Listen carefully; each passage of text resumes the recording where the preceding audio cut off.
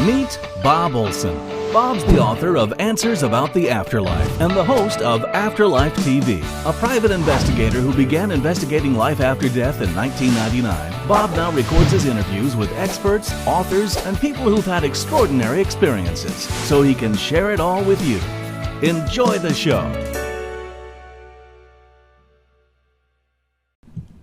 Hi everybody, Bob Olson here with Afterlife TV. This is where we talk about life after death, the questions that are very meaningful for that subject that so many people have. Today's question is going to be about grief and belief, how understanding life after death can comfort our grief, and we're also going to talk about how it doesn't. Our guest is an old friend of mine, old in a couple different ways, but always going to be a little older than me. We've known each other for 13 years. He's been an integral part of my spiritual growth and investigation of the afterlife. His name is John Holland. Welcome, John. We're so happy to have you here today. Hi, Bob. Of course I'm here. Thank you for having me. And congratulations, too, on this site. What a great idea. And you're reaching so many people and helping them in many ways with Afterlife TV. Well, thanks. I appreciate it. And we had so much fun. Geez, after all this time, I was on your show last month or something like that. We had such a great time, and I thought, This is perfect. We'll just reverse the roles here, and I'll start asking you the questions. Sure. I want everybody to know John is the author of actually 5 books, one I don't have here, but his first book is Born Knowing. Excellent book. Really the first book, the first story about your beginnings, where it all started. Another book here, Psychic Navigator. If you want to learn how to be psychic, get control of your psychic abilities. Then Power of the Soul. Wow, I love that one. Isn't that great? This is a hardcover. Still have that one. And then the last one, the most recent one, Spirit Whisperer, which is so great and it reminds me of a lot of things that I've written myself because you had a lot of different experiences. Absolutely. Very personal book again. Kind of like this one where you shared so much about your life and your experiences with like past life regression and other things. So today we're going to talk about grief and belief. And, you know, the work that you do, you're a medium. You know, you've been doing this. How long have you been doing this, John? Oh, God. I'm losing track. I just say over 2 decades now. Yeah, so yeah, okay. All right. Over 20 years. Yeah, you kind of want to stop counting after a while. Absolutely. Yeah. But anyways, and I used to watch you when 25 people were showing up. You did an event every Monday at a place outside of Boston. Oh, Unicorn Bookstore in Arlington, yes. Yeah, and now you got hundreds of thousands, you know, whatever it may be. Things have really changed. Your audience has grown, and you've helped so many people doing what you do. I highly recommend anybody who's watching to go to one of John's events. What I call, or what is known in the field as a medium demonstration, and this is where John gets on stage. Usually you educate the people, sure, which is awesome. You educate them about what you do and how it works, and then you go on and start giving readings, random readings to people in the audience. Right. Yeah, it's very cool to watch. It's a wonderful experience and a great way to learn about the afterlife. So, and I know people can go to your website to learn where you're going to be doing one of those events next, which is johnholland.com. So let's jump right in. Here's the thing. And one of the things that I'm excited about having you here, John, is because, you know, so many people that visit Afterlife TV are grieving the loss of a loved one. And a lot of people think... Or just about to grieve, too, Bob, too. Well, you know, that's right. You know, I remember one time I started to wonder if the work that I was doing had any effect. This was probably a decade ago. And then all of a sudden, people who had known me and had heard about my stories, like people that were close to me, sure, started losing people. They started losing people in their life. They had not had a significant loss yet. And all of a sudden, they started calling me and emailing me and saying, thank you so much, because what I learned from the journey that you're going through in these investigations of the afterlife has helped me with my current loss. Sure. And that's what this is all about. That's what this subject is all about. But the interesting thing that you bring to this, because you've had a recent loss that we're going to talk about, is a lot of people wonder, you know, do mediums grieve? You know, because you can communicate with with our loved ones in spirit. So we're going to talk about that, but why don't you tell us about your most recent loss? Someone who I also care very much about, Jenny. Tell us about that. Back in May 5th, she was sick, Bob, about in June, I remember the day too, June 28th of 2010. She had stage 4 emphysema and COPD, and she was in and out of the hospital, and I was usually the caretaker of the family and of her. So that's when she got sick.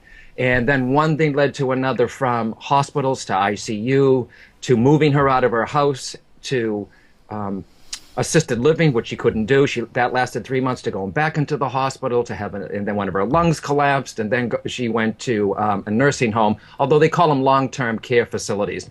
It was a great place.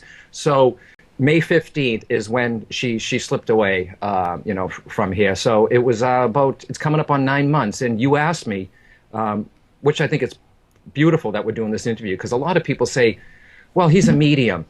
So they think that I have less grief than somebody else. I do link with the other side, but it's harder for me, Bob, because she's my mother. Do you know what I mean? When I'm ready, I'll go to another medium, you know? So, but of course, I'm bereaved, and I have my moments, and, and I miss her, but I know she's okay. And, what's good, Bob, too, and for anyone who's listening, when she was sick, I found out everything about her illness, so there was less anxiety. When the doctor said something, I knew exactly what they were talking about.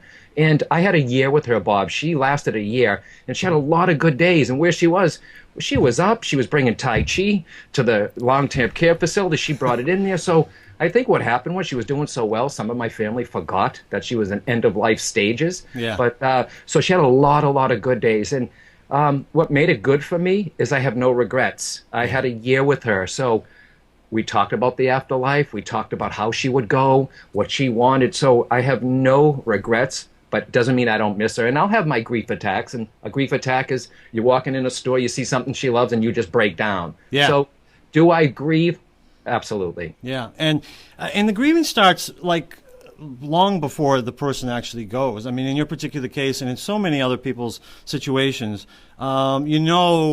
they're, in this case, we'll just say that they're elderly, that they're becoming sicker, and you can see it coming. In your particular case, there were many moments where even the doctors thought that she was five times. Yeah. I mean, that gets to you, but so it really, and it causes you to start that grieving process long before they're gone, right? Oh, absolutely. And what happened, Bob, when I knew she was going, and they had a wonderful social worker, he got all the pamphlets, and of course, doing this work, I've dealt with people that have lost people. I always get them after they go. You know what I mean? Yeah. So this was very close to home. So they give you all these pamphlets and what to expect and the symptoms to watch for, and after the signs that someone's coming to get them. And we'll get into that, I'm sure. Yeah. But there was a great analogy. There's a great analogy that I read in this little booklet. It had to be about just 5 pages to get ready. And there's an analogy where if you know someone who is sick, and imagine you're holding a penny in your hand, and you're holding it so tight, you don't want to let it go, but eventually your hand will get tired, and it'll fall out of your hand, or a wind will take the penny out, or it'll just fall off accidentally.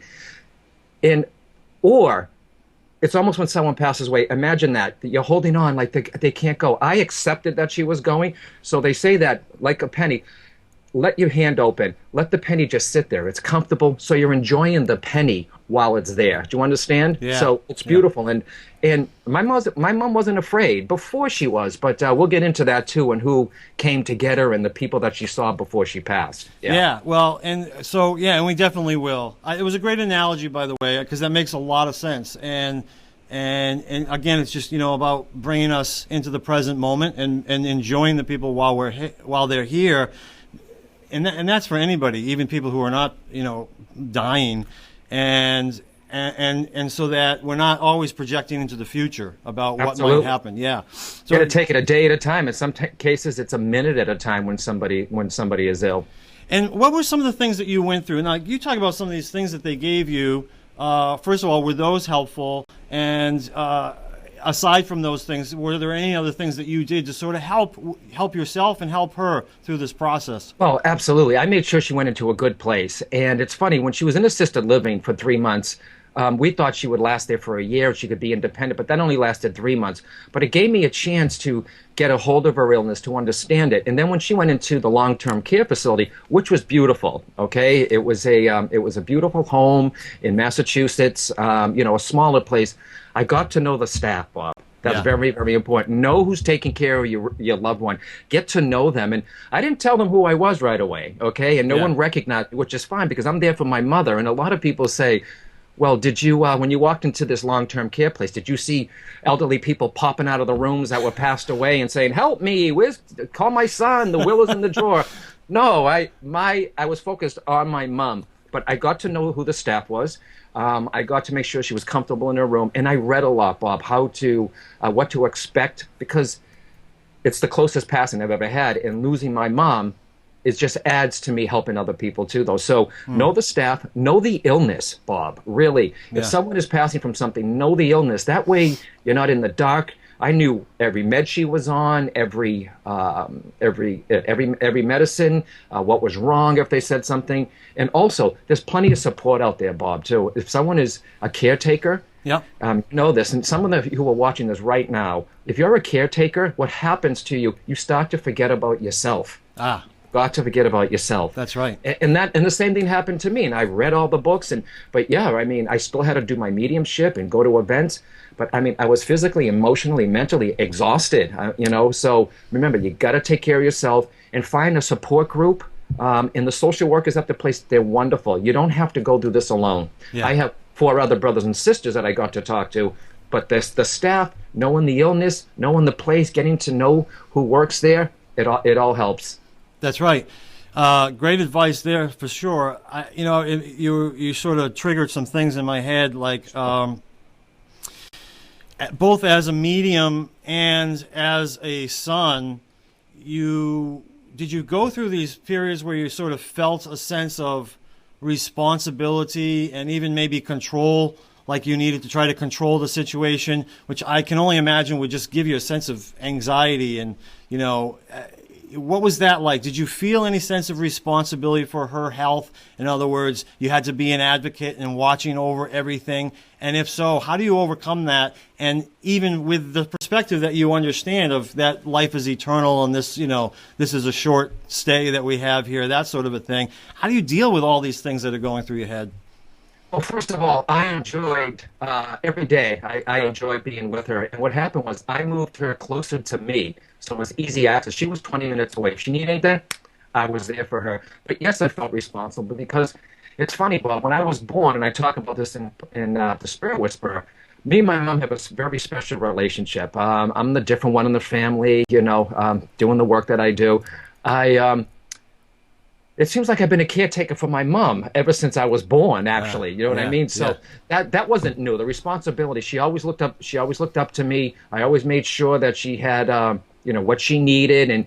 But of course, a lot of our mothers and fathers, very stubborn people. Ma, are you eating right? This and that. But the responsibility it was overwhelming. But she did everything that I asked her to do, Bob. She was a trooper. You know what I mean? She didn't fight me really on anything. Wish I got her to eat a little better, but she was a trooper. She followed along, and she knew that I was responsible. I took the job of doing this, and it was fine. And my brothers and sisters accepted that, and they were there for me. But it was overwhelming. But Bob, you know what the thing that got me? It wasn't the responsibility. I knew that it wasn't going to be forever. Mm-hmm. And she saw me every time the hospital called and she went into the ICU and you're watching and she would apologize to me. And I said, Ma, please. I knew it wasn't going to be forever. I knew it. I'm surprised she lasted a year, Bob. So I enjoyed every single time, every day that I had with her. And one good thing about me and my mom, she had a great sense of humor. Yeah, she did. Great sense of humor. And it's so funny. She's such a caring woman. She's in this long-term care facility. She was more concerned about her roommate than herself. She would call the nurses. So a loving woman, but it's okay, Bob. It's, between the help that I had and the research, but like I said, I miss her like hell. Yeah. Of course you do, and you brought up a great point there. I've seen this with so many people. There always tends to be if there's a few siblings, and there's a parent who's passing, there always seems to be one one sibling who, one of the children who sort of Right. steps forth and takes control and, Sure. and supports that parent, it tends to be more than the others. And I think this is just a very common thing that, I'll give you an example. When I'm worrying about something, my wife Melissa doesn't have to worry, so she doesn't worry.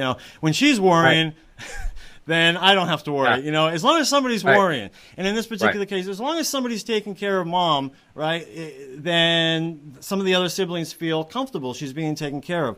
And what they maybe need to do, first of all, is recognize that you can share in that, okay? I just think it's important for siblings, anybody who's watching, where that's happening, and they're the sibling who's sort of stepped back and they're busy with their own children and their own life, right?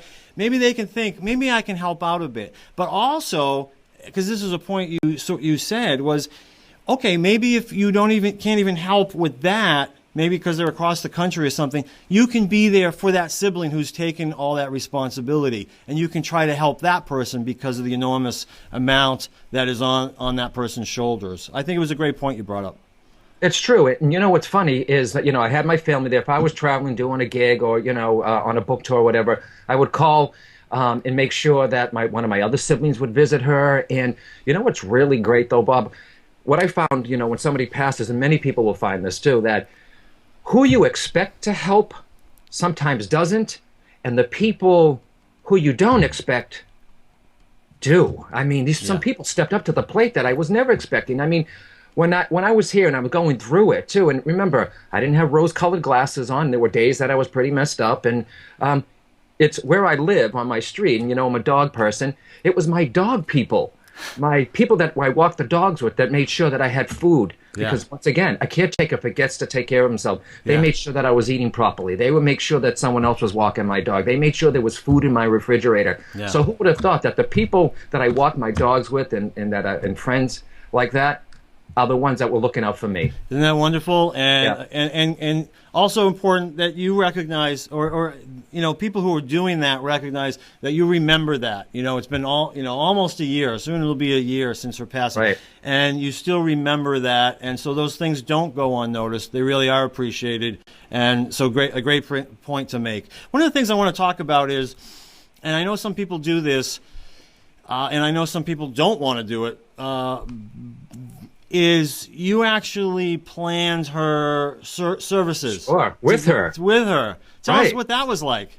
Well, she always said that we're from an Italian-Irish Catholic family, typical, and where they carry the casket down the church and the Ave Maria would be singing and everybody dressed in black. And my mom and I, we discussed it. She always said that she wanted to be cremated, and and I told her that I would do her wishes, and she wanted to just be buried, the ashes to be buried with her parents and her other sister, and that's exactly what I did.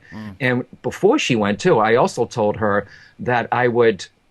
We took her to England. I took her to England, okay, me and a friend of mine, and she loved it so much. So I was just over there. I brought a little box, put white roses on it because that's her favorite, and then we planted a white rose bush in England in my friend Simon's yard for her. So we even talked about that. We discussed what to do with her jewelry, so it was. My mom my mom respected that I could talk to her about it, where some of my other siblings couldn't do it, or they would just walk away because they couldn't deal with it. I had to deal with it, Bob. And a lot of that is what we're doing here, on Afterlife TV, the work that you do. That's sort of the point, is get people comfortable with this idea of death and the afterlife, so that they're able to do these sorts of things, while we're all still living. And right. I just think it was a really important ritual, if nothing else, to go through that and make sure that her wishes were acknowledged, and so that she was able to plan the service that she wanted. Absolutely. I think it's a wonderful thing that you did there, and it's something that certainly Melissa and I have talked about, so that we can do the same thing, or even people ahead don't of time. talk about it, but you're right. I'm glad you're talking about it, because people don't. It is going to happen. Yeah. You are a soul. You're going to go back home, and you always will be. But people should talk about it before it's too late. A friend of mine, his parents are going through this now, and I try to tell him, are you prepared? Yes, you're never prepared, but you could have some things in line. So when it does happen, you're not scrambling. You know what I mean? So or worried. Like, well, yes. I don't know if I'm supposed to cremate her or not cremate her. I don't know what she wanted.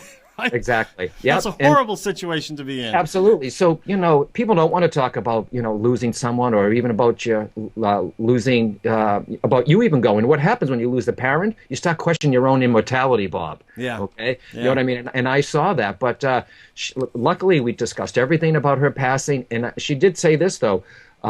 I got to give it to her. Every time I feel sad, this is a woman that came out of ICU twice. We're watching all the levels go down, and bless her, she pulled herself out to pass where she wanted, when she wanted. So it was incredible. That is incredible. Was she ever fearful of death? I mean, I've sat with her, beside her during your events. She attended many of your events. She was fully aware of everything that was going on with you. And yet it's still possible that she had some fear about dying. Did she? Well, before she did, Bob, I think she was more fearful, worried about what's going to happen to her kids. I mean, she every mother, okay? Yeah. But what happened was on June 28th, she lost consciousness, and they had to put this machine on her, a BPAP, to help get the bad carbon dioxide out of her system. And a week or two later, she said to me, Johnny, remember when I almost passed away, or I almost died? I said, yeah, Mom, because the doctor said she may not wake up. She did, obviously. But she said during that time, Bob, I don't know why she didn't tell me right away, but remember, she was sick. She said to me that while she was there, she saw a light. Okay? She said that she saw a light, and me being a medium, I'm like, was somebody there? Was it a man or a woman? What were they wearing? What did they say? She said all she felt was a loving presence in the light. And she says ever since that, she was okay. Plus me talking about it and being prepared, and we were ready. We didn't know when it was going to happen. I mean, here's a woman that was doing Tai Chi in a chair. You know what I mean? And when someone has COPD, which many of the people listening know people, you never know what's going to happen with COPD. So we were prepared, but she wasn't afraid because we talked about it. And every time she went in the hospital, we thought, this is it. This is it. Yeah. This is it. Yeah. 5 times. Yeah. So. Yeah. Well, that's tough. That's tough to do. All right. Well, tell us a little bit about, people are aware of deathbed visions. You kind of referred to it. Some people, when they're getting ready to pass, they'll see visions of loved ones in spirit welcoming them, that sort of a thing. And then there's also this is actually kind of new to me within the last year, this idea of shared death experiences, I think they call them, shared death experiences, where other people who are in the room, people who are just there to support the one who is ready to pass, will have some kind of otherworldly experience themselves. Either they'll feel or see in their mind's eye the loved ones in spirit welcoming them, or not them personally, the one who's dying, or they'll actually, I've heard of people actually following them along almost to like the doorway of the spirit world. Imagine. You had an experience like that, did you not? Right. Well, it's very strange. Not really. Synchronistic events, everything happens.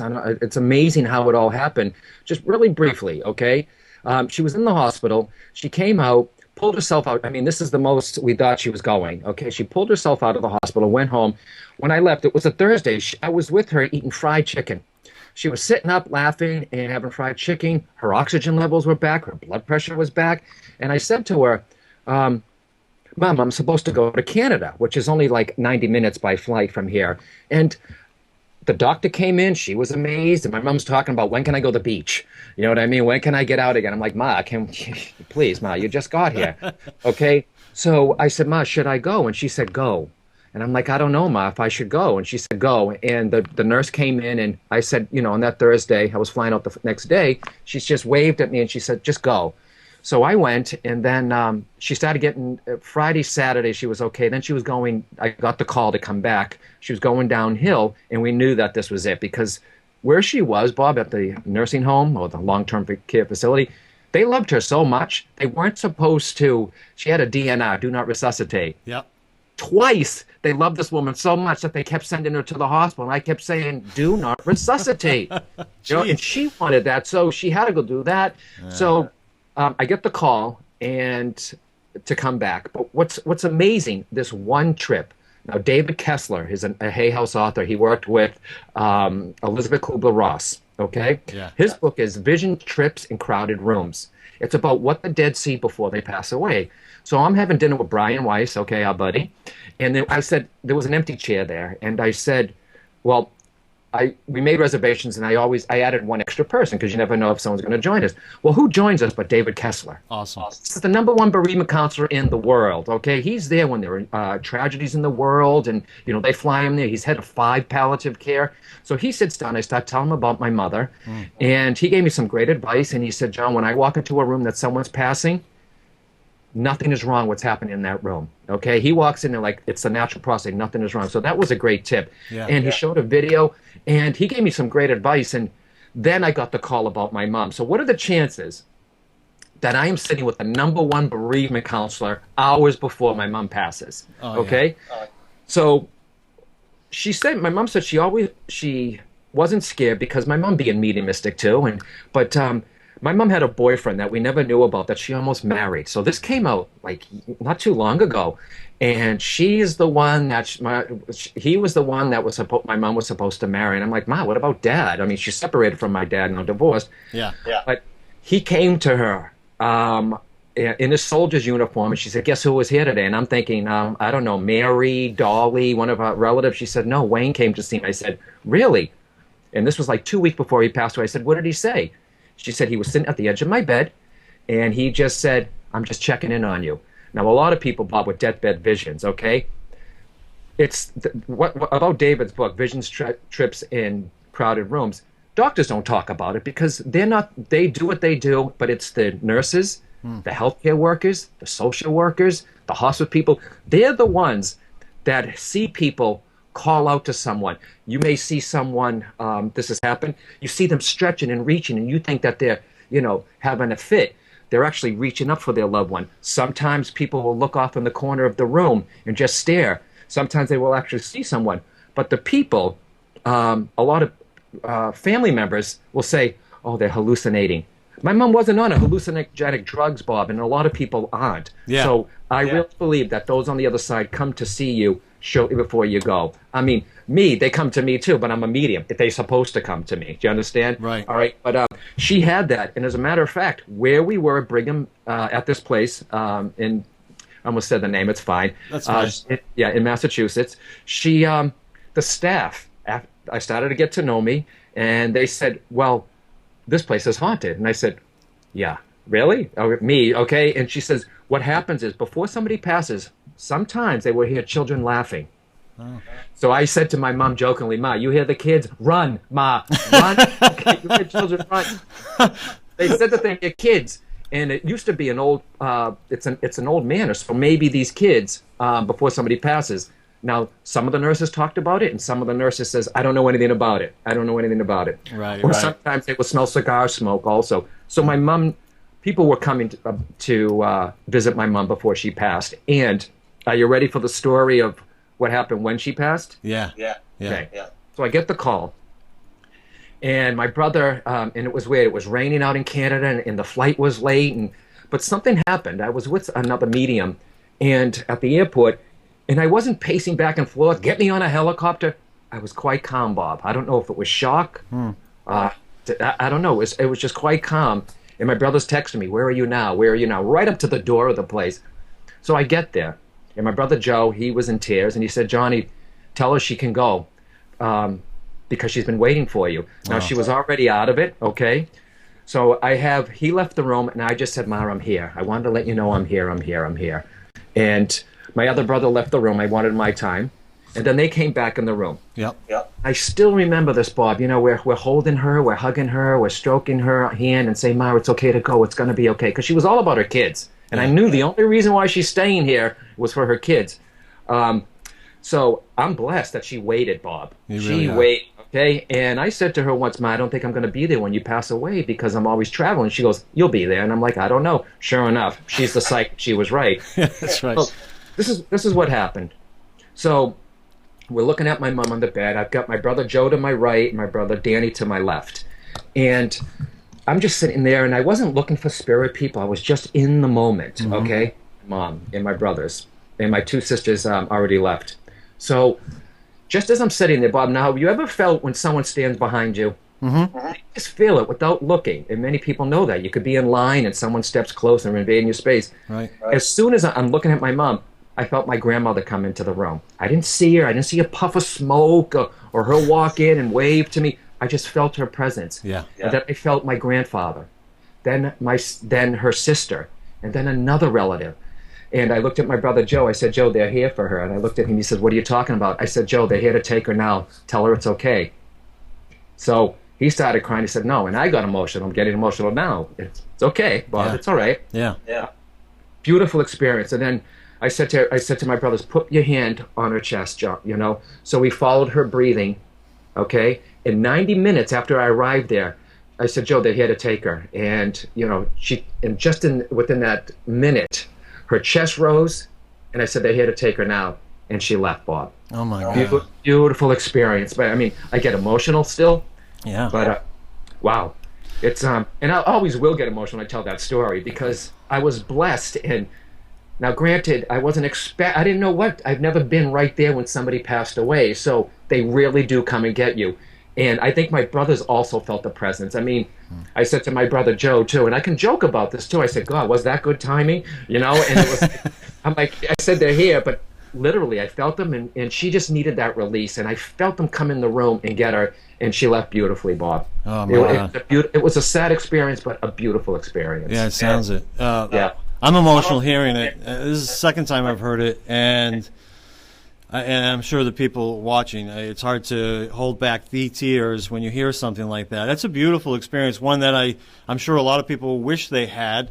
But how nice to know that that's the way it happens. And right. And the interesting thing is you're a medium, right? But there are people who are not mediums who do have these experiences, right? It's just yeah, absolutely. You're going to feel.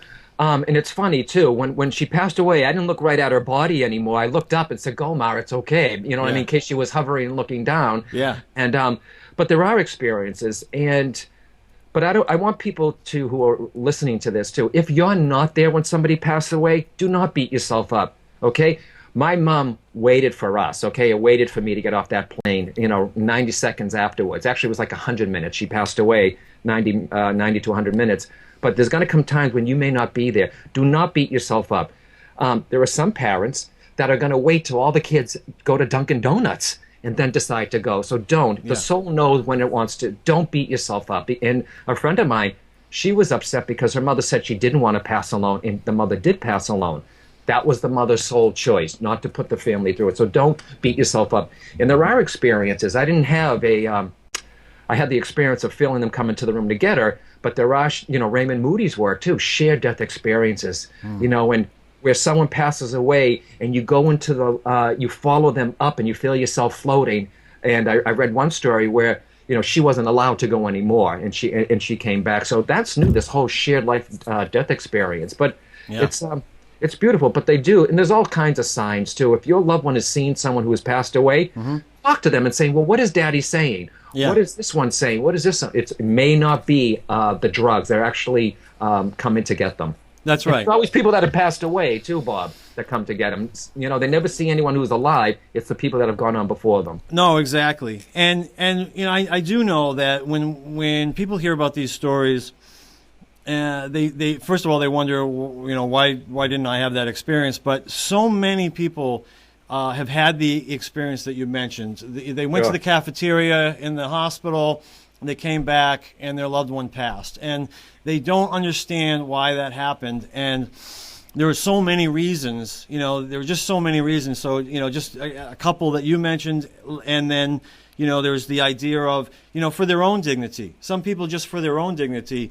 There's all sorts of things that happen physically when a body passes. Oh, yeah. Maybe they just didn't want you to be there when that happened, or their soul has reasons why that may be. Yeah. Or there might be somebody in the room or among the family, they just didn't feel as though they could handle that loss in that way to see him, or they didn't want that to be the last thing that person remembered. Right? Lots of reasons. We can't really question that, right? Right, and I did enough reading. I knew the signs of when someone's going to pass, what the body does. So I don't care how much reading you do. I wasn't really prepared when I walked into that room, but I was. I mean, I just took control. But yeah, I recommend that people just read a little of it. Yeah. Read a little. That's it.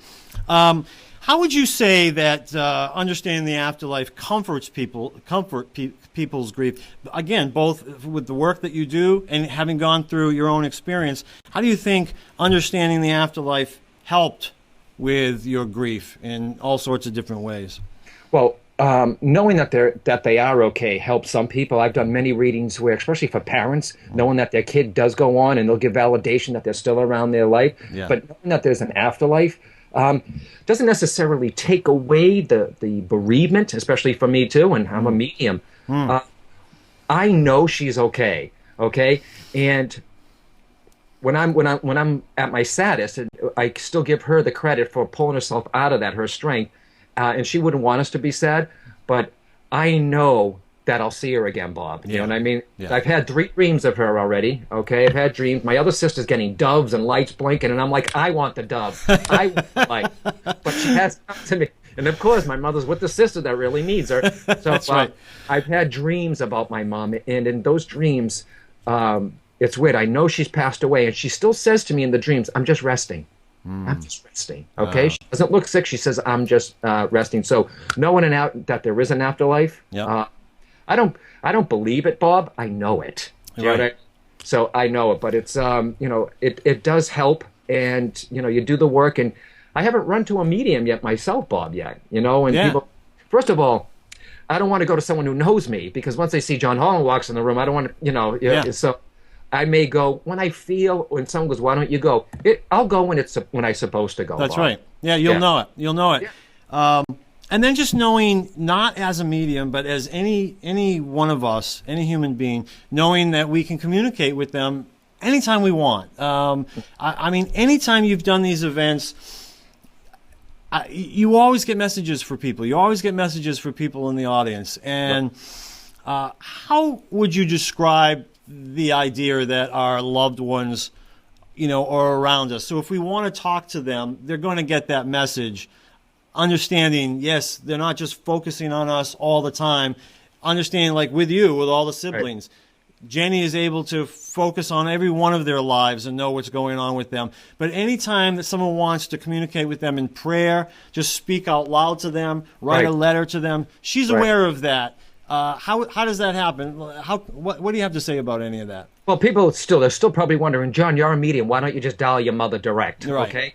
Well, first of all, I'm too close to it. When I read for someone, I don't want to know anything about them. So when I feel my mom, I can feel her. It's not like she's going to poof right in front of me, okay, with her Italian sauce. I wish. Me too. But yeah, me too. Give me those balls. But I'll feel her, and it's really strange, Bob. Now when I do my group gatherings, like it opens up. It's weird. It's almost like I feel her in the background when I'm doing my work. Okay. Yeah. But if I was to link with my mom, I have to make sure it's not my imagination. But for the people who want to link with someone on the side, what I say to do, Bob, and I write this in my books too, in Spirit Whisperer, take out the happy pictures of your loved one. Okay.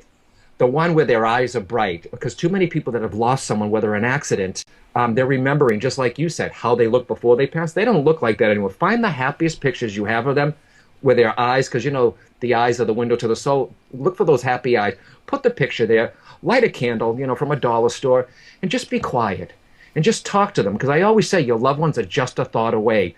Keep talking to them in your mind, because it's all telepathic. It's all mind thought. So just be in a nice place, and you may feel a warmth on your shoulder. You may feel a kiss. You may get a blinking light. You're lucky you get the dove, okay? You know what I mean? That's right. What happens too, Bob, those on the other side, they try to get our attention all the time, whether it's dreams, smells, electricity, finding the pennies. But us as humans, we always explain it away. Even me, upstairs in my kitchen, where my pencils are near my phone, pencil started moving. And I said, oh, it must have been my hand going across the air. That, come on, it's not a typhoon hand. It's and I just said, oh my God, I'm explaining it away like most people do. And I said, all I did was, I said, oh right, thanks, Ma. Yeah. Say that they're gonna be signs, and they're trying to get your attention all the time. But I learned this from Suzanne Northrop. Okay, she said once, those on the other side take their cues from you. If they know that you're nervous or very sensitive still, very emotional, they're not going to come right away if it's going to get you upset. So you need to wait, or when you are ready for a visitation, or that feeling, or the dream, you need to say to your loved one, I'm ready. Come any way you want. Don't demand the dove. Don't demand the knock. And don't demand the radio going on. But they're going to come in their own way, in their own time. No, Yeah. that's great advice, because I do know people like their sister will have had a dream. They'll have the dream visitation where the Right. parent will say comes to visit them in the dream, and the other they're upset. Why did it go to my sister and not me? Right. And that may be very well why right there, just what you said. Well, if say one sister is the stronger one, the mom will go to her, or the dad, and the other one emotional, they won't. And sometimes, if the parent or the loved one can't get to any family members, they're going to go to the neighbor, Bob. Yeah, Many yeah. people have had messages from their neighbors saying, I dreamt of your dad last night, or I dreamt of your mom, or the guy at the store. Trust me, they know if they can't get to their family, they're like, oh, God, they're too nervous. I'm going to go to Joe next door. Okay, Sure. he's okay. So they're gonna do it. That's right. Yeah, and skepticism plays a role too. Let's just talk about the limitations of how understanding the afterlife really doesn't help with our grief. And you talked about some of them. Really, I mean, it's like the physical presence, right? I mean, we miss their physical presence. Absolutely. We can't hug them, right? Their companionship. Obviously, you spend a lot of Sure. time with your mom. Absolutely. Things you can't do anymore. Just that void that they leave in our life. Are there any other things that you've noticed since she's been gone, that reasons that you're grieving, the causes of it, that understanding the afterlife does not help? I mean, it's great that I know that they go on, but like I said, I'll have a grief attack. And as we get older, too, I don't know about you, Bob, but as we get older, we're in the sandwich generation, okay? Anyone's in their 40s, 50s, or something. We are taking care of our children, but watching our elderly ones grow, okay? I mean, grow older. Yeah. You know what I mean? Yeah. So you're like, oh my God, and some people, once again, who are watching this are saying, oh my God, is everybody getting sick around me? It depends what age you're at, too, Bob. Yeah, you know? yeah. But knowing that there's an afterlife, it does help. But there are times where I forget I'm a medium, Bob, and I'll hear a song on the radio, or I just spent some time with my aunt, my mom's sister. So being with my aunt, she looks so much like my mother, brought up memories of my mom, and my aunt started crying in the car because my mom was her best friend. So once she gets emotional, I started getting emotional too. So even though I know there's an afterlife, yeah, you still get, sometimes it does help me as a medium, especially of all the evidence I've given over the years. But I'm still a man, Bob. You know what I mean? I'm just a guy, and I'm going to, continue to miss her. So Yeah. Yeah. Yeah, even though we know that we'll see them again, we know that we're not going to see them again in this lifetime. And just that thought alone just, brings the tears to your eyes. You just want to hear their voice, Bob, too, one more time. But luckily, because of iPhones, Yes. I did a lot of recordings of my mother. Okay, so I have her in the hospital. I have her when she was over here. I have her voice. So I've got that. And some people don't have that. Some people may have someone.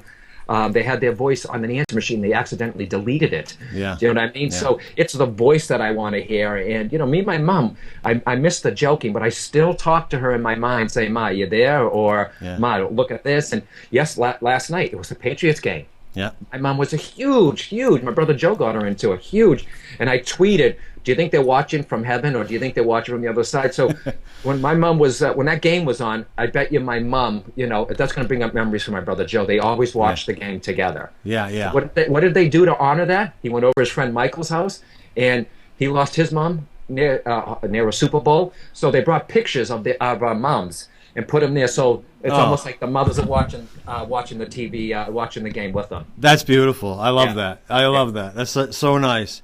Let's talk a little bit before we wrap up about cemeteries, about grave and burial sites.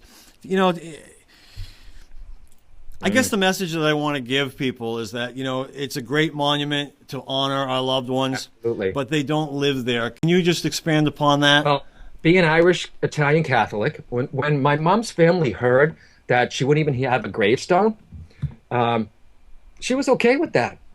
She was like, don't waste the money. I know I'm not there. But my Catholic relatives had an issue with it. They said, well, where are we supposed to go to see her? Well, it ain't not that. It's not there. But if I'm not putting that down. If you feel, if you have that monument or your picture at the grave or that stone of your family member, that's fine. That could be your place for your special talk with them. Some people feel they need to go to a place. I don't. Okay, but I'm not putting graveyards down. It depends on the need, Bob. You know what I mean? It's I stuck to what my mother wished. Yes. Okay, she did, and her ashes have been in different places. She's in England. She's buried here. There's a few other places too. She's going to be scattered all over the world, probably. You know what I mean? Especially Foxwoods and the casino where she used to go to, because she loved that. And I think she'd be laughing on the other side. But I honor people that have a place to go, and if you feel like that's what you want, and maybe your loved one want that, it's good to talk about it. Most people don't, and then it's too late. You know what I mean? So have no regrets. Just talk to them, and hopefully the loved one will be ready for that conversation. That's right. And again, I'll just sort of reiterate. If the cemetery, the gravestone, the gravesite is a urn, it's a great place to go, because it has us take our time out of our lives to go there and focus on that person, and it's wonderful and it's spiritual. But whether you want to go to church or you want to go to a tree, or a park that you spent time together in, whatever it may be, that's good too, because that's not where they live. They'll follow you around wherever you want to go. And so if you want to take the time and think about them wherever, they're going to be happy with that. Right, and I've never had anybody come through. I had people say, if a medium was to come through, and my mom comes through and said, your mom said you did everything she wanted to. That's great. Yeah. But there's going to come times where you're going to think, the person was supposed to have a burial, but you decided a cremation. I've never, ever, in the 20 years, the 2 decades I'm doing this work, have I had anyone come through on the other side upset that you cremated them instead of buried them. Do you know what I mean? Yeah. Okay? I had people say, thank you for taking care of me. You followed my wishes. But they're not upset if you decide, you know what I mean? That's the overcoat. They don't take that with them. That's not who they are. This is just a temporary housing for the real you, which is the soul. That's right. Yeah. All right, just to wrap up, let's talk about some resources, books, recommendations of websites, anything that you might have used to help with your own grieving, or that you recommended to your family members, or that you've recommended to your clients or audience members over the years. Anything that stands out to you? You mentioned David Kessler's books. Yeah, through Hay House, Vision Trips and Crowded Room. It's beautiful. It's the stories of what people see before they pass away, and it's from doctors, nurses, healthcare. So that's helpful, and that'll prepare you for when your relative starts seeing people on the other side. Wherever your mom is sick, every book is different, Bob. There's so many. Know the stages of bereavement, too. Okay, the 5 stages. On my website, johnholland.com, under the links page, there's a whole bereavement section there that people can go to. But even at hospitals or hospices or long-term care places, there's always little booklets. Now, I've got books that were this big on bereavement, because I write about it, too. Yeah. But David's book and any pamphlets that the hospital gives you, I recommend. It doesn't have to be... the small booklets that help you to be prepared, because by being prepared, you're helping your loved one also. Yeah. And then you triggered, because of David, Elizabeth Kubler-Ross, of course. Just she's not with us anymore, but boy, one of the first books I ever read when I was investigating this field after my father passed, and they were just really enormously helpful, and I know they have been for other people. Oh, David's website too, Bob. It's the biggest too. Grief.com. Oh, jeez. Okay. Grief.com. He owns that, and it's a wonderful resource. We can remember that one. Grief.com. You're at johnholland.com. What can people find on your website? Upcoming events, of course, right? I got upcoming events. I do small groups. I'm all over the United States, and I'm teaching, and I'm honored to do this work, Bob, and I'm still fascinated, too. And I'll say to people, when someone gets a good reading, yeah, I'm a good mailman. I can deliver a good message, but I got to put the faith in, I got to give kudos to the people on the other side. They're the ones that are coming through. So it's good to watch. It's good to watch a medium. Yeah. But I don't want someone who's watching, Bob, if you lose someone, do not run to a medium right away. I've had people come to me when I was doing privates that they just lost somebody 2 weeks ago. And I said, no, they're still, if you think about it, they're still going through the shock, the denial, the 5 stages. Yeah. So wait a while, because those on the other side, I really believe this, Bob, too. When somebody passes, they're getting used to the other side still. They're getting used to being back home. You know what I mean? Checking things out, saying hello. I say wait 3 months, okay? So you're in a better place. I had one woman come to see me, and she just wasn't there. It was too soon, you know? So I had to say, look, you're not ready. So my site offers a lot. Your site offers a lot, too. So just do the research, and it's okay to talk about it, guys, okay? And you may have a sibling that doesn't want to talk about it like I did. I didn't have that option, Bob. So try to get the support. Remember, even caretakers need some love too. That's right. Yeah. And just finally, then, Hay House Radio. You have a show on Hay House Radio. Hay House Radio every Monday at 3 p.m. on the East Coast, 12 p.m. On the West Coast. And a lot of people say, well, what station is it on? It's internet radio. It's totally free. And next month, I've been doing the show for 7 years, so plenty of guests and bereavement counselors, and Brian Weiss is going to be on next month too to celebrate our event in Boston. So thank you, Bob, and good luck with this site. I see the numbers going up on your Facebook, so I know people are watching. So thank you.